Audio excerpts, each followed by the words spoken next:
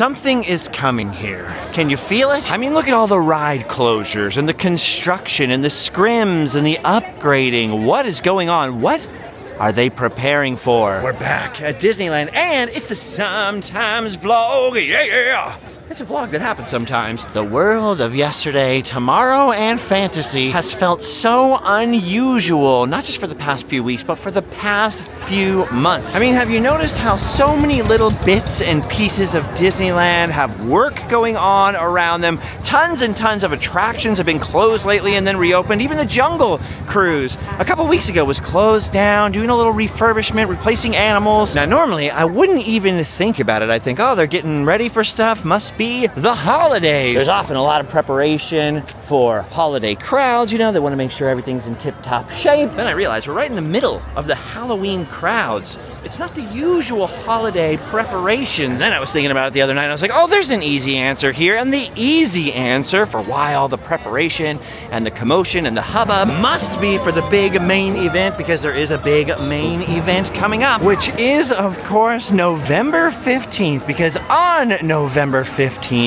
this right here, Tiana's Bayou Adventure will finally, after all this time, finally open to the public. Now what you're seeing right now is a little weird, a little unusual, because you're seeing logs going down the old Splash Mountain drop. And yet, as you can see for yourself, there are still construction walls up. That's because today is day 2 and only day 2 of the annual pass holder previews. Basically, if you have an annual pass, or they're now called Magic Keys, you can get a reservation for the park, come in. And if you're part of the lucky few, join a virtual queue. So you have boarding groups. It's kind of like when Star Wars Land opened, or Guardians of the Galaxy at Epcot or something like that. And you can board the ride. You can go on Tiana's Bayou Adventure. Now, yesterday was the first day of the sort of annual pass holder previews. I did not end up coming to the park. I did have a reservation. I was all set up to get the virtual queue, and then I was invited to a funeral of a very close friend of mine. It was a very small, family-only private thing, and I was like, oh, of course I'm not going to miss the funeral, right? And it's okay. Like, I am never the guy who's like desperate to get on the first day of a new ride or something like that. I'm like, oh, I have pretty good confidence. I think I have good reason to believe that this attraction will be here for a while. There will be plenty of time to ride it. No hurry, no worries. But I must say, when it comes to Disneyland, at least, because I live right down the street and I've grown up around here in this neighborhood my whole life, I do like seeing all the chaos of an opening day, even if I can't get on the ride. So I was a little bummed to miss the chaos. I was more bummed, of course, that I lost a good friend. It's one of those days where you just accept your fate and go, you know what, everything happens for a reason. So I still decided to come down today to check it out. Allie has ceramics class today, so there was no way she could get down here this morning with me and, you know, go on the ride. And I want to wait till I can go on it with her. But yeah, as you can see, it is jam-packed over here. Apparently yesterday, it was actually for the best that I wasn't counting getting on that ride, because what I heard was that it broke down sort of early in the day and that a lot of people were unable to ride it. Actually, when I came in to satisfy the requirements of my reservation last night, I came down in this area just to see some of the construction walls down and just kind of see what, you know, the part of the queue that's open and unveiled now, just to see what it sort of looked like from the outside, and there was no line. I thought, that's weird. Did they end the previews? And it's because it broke down. And actually right now, this line is not moving at all. You can see because it's broken down again, which is part of the reason that, generally speaking, I try to avoid opening days of things, because I can remember being a kid and going on Indiana Jones, or coming to the park to go on Indiana Jones when it first opened here at Disneyland. That was a huge big deal. The lines were, you know, 6, 7, 8 hours long, and you'd be in line for 3 or 4 hours, and the ride would break down. I need a drink of water. The ride would break down, and then you're like, do I stay in the line? Do I wait another hour for it to boot back up? Is it going to boot back up? And all that. Ever since then, I'm always wary of the first day of anything. It's kind of like buying the brand new model of a car that they've just redesigned or come out with. You know, my philosophy is like, let them work the bugs out and the kinks out first, and then I'll worry about it. But then again, on the flip side, if you can get on the ride the first day, why the heck not? Anyway, I'm not here just for Tiana. My whole point was going to be, maybe that's what they're getting ready for. They're getting ready for November 15th. They're getting ready for this ride to go public. They're expecting big crowds. And then I remembered they're probably going to have a virtual queue, lightning lane only thing on that day too, which means they're probably not expecting huge floods of extra crowds, and now they have reservations. They know what the max crowd is going to be. So what is all this preparation? Why are they refurbishing Jungle Cruise? What does that have to do with this or the holidays? Why are they, repainting everything? Why are scrims going up and down on Main Street USA every once in a while and working on the facades there and little back corners of gift shops? And what is going on? And then I remembered. And seriously, I do not know why this hadn't occurred to me earlier. Something absolutely huge, or something that promises to be absolutely huge, is coming to Disneyland a lot sooner than I was thinking. In less than 9 months, less time than it takes to produce a baby, a human child, we are going to hit the 70th anniversary of Disneyland. Now, most anniversaries of Disneyland are not that big of a deal, There'll be a few little banners up in the park or some exclusive merch, and they'll run it for about a week before the actual anniversary and about a week after or something like that.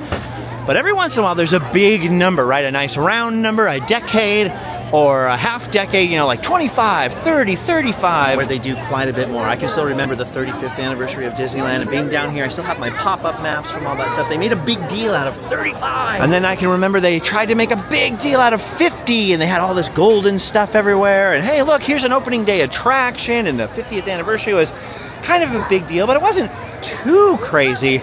And then, my friends, in 2015 came the 60th anniversary of Disneyland, the Diamond Celebration, and I'm here to tell you, the 50th was busy, the 50th was cool, there were lots of cool things happening here, but nothing was as huge as that Diamond Celebration. It changed the park forever. It's the thing that made Disneyland from it's not a place for kids and families and stuff, to the Disney adult era kind of a thing. I mean, it was already one of the most photographed places on earth, but just from my anecdotal personal experience, I was down here filming Randomland before that, and people go, so you're a grown-up and you like going to Disneyland and filming it and talking about history? That is so weird. And no one thought it was cool. After the Diamond Celebration, that was so big, this place was so packed, it became such a cultural phenomenon. It's like Disneyland was cool again, in the mainstream. Ever since then, I've noticed Disney has tried to go nuts with every other anniversary, right? It's Mickey's 90th anniversary. It's the Disney Company's 100th anniversary. It's Walt Disney World's 50th. None have ever had the same level of impact, which is why I've got a strong suspicion, a big feeling that they are going to be throwing everything they have at the 70th anniversary. And I have a feeling they're expecting it to be big as well, because one of the first major announcements for the 70th came just this week. It's unknown exactly which park it's coming to, but Paint the Night, that nighttime parade, sort of the modern equivalent of the Main Street Electrical Parade, that was here for the 60th anniversary. It became a huge, weird, phenomenon. Paint the Night is going to be coming back to the Disneyland Resort. And I'm thinking it's probably coming back to Disneyland. It'd probably be better if it went to California Adventure. Very unpopular opinion, believe me. Everybody wants it to be in Disneyland, but then you have the nighttime crowds, the squeezing. DCA, there's a little more wiggle room for a big parade. For whatever reason, I wasn't thinking anything other than it's about time they switch up the big parade thing. But then there was another thing that happened that I'm surprised didn't make me connect the dots. A massive Disneyland ticket and annual pass price increase that felt weirdly timed. The economy's in the news. Obviously, we don't do politics here, but there's a whole election season going on. I felt it's a strange time to sort of raise the prices, and then it hit me. It all started to come together. The price increases, the little adjustments to the park. Pretty soon, it'll be time for them to announce more and more of the actual plans for the 70th. It'll be time for that big media blitz. And pretty soon, people will start booking their advance tickets. People who want to go on vacation. And if it's anything like the 60th anniversary, that celebration is going to start early, way before July. And it's going to last probably a year or so. Now, obviously, lots of other people have probably already been thinking this and talking about this, but it just fully hit me today for sort of the first time that oh yeah, big things are coming to Disneyland. We don't know what all of them are going to be, but if they do what I think they're going to do, they are going to throw everything at the wall and see what sticks. They are going to pull out all the stops, hopefully spare no expense. Hopefully it won't just be a label slap thing. And so I don't think all the stuff that's been going on around here is just to anticipate the holidays or Christmas or even the opening of Tiana. I think all of that stuff is happening, including Tiana opening when it's opening, to be ready for the 70th. And we're gonna have to see how it goes. Is it gonna be packed and miserable, or is it gonna be the most exciting, crazy thing that's ever happened? Either way, I know it'll be exciting to watch and fun to be a witness for, so I have renewed my magic key hate saying magic key. I always just want to say annual pass. And although the stinking reservation thing is still in place, which might make it difficult to be here on every single day that I want to be here, I'm going to do my best to take as much part in it as I can. Hello. Look at that, Lady Tremaine and her weird daughters. By the way, you know those direct-to-video Disney sequels like Cinderella 2 and 3? Allie's made me watch some of those because she grew up watching them, and they try to make the sisters good guys. Or one of them is at least trying to, and there's time travel. It's weird. You want to do something weird one night? Go watch that. Okay, gang, well, there's the short and sweet of it. I did not get on the Tianas Bayou adventure today. It's possible I might get on there tomorrow or today as you see this. I thought I would have been around more in the last 2 weeks with you guys, at least doing some vlogs and stuff like that. But unfortunately, like I mentioned, my friend did pass away. Just a really dear friend of mine passed away, who was older.